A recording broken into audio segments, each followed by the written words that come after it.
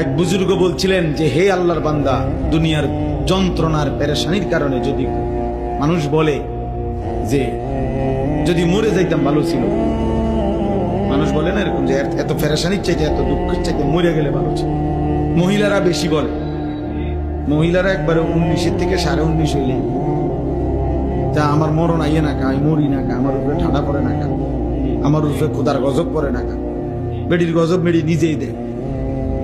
মহিলাদের এই বদ অভ্যাস বেশি। হ্যাঁ, মানে মৃত্যু কামনা করে বেশি, বুঝেন নাই, মরণ কামনা করে বেশি। তাহলে ওই আল্লাহর ওলি বলছেন যে হে আল্লাহর বান্দা, দুনিয়ার পেরেশানির থেকে তো তুমি মনে মনে কামনা করিলা যে যদি মরে যাইতাম পেরেশানি মুক্ত হইতাম। তিনি বলছেন হে আল্লাহর বান্দা, যদি কবরে গিয়ে কবরের আযাব শুরু হয় তখন তুমি ওই আযাব থেকে বাঁচবার জন্য এবার কি চাই?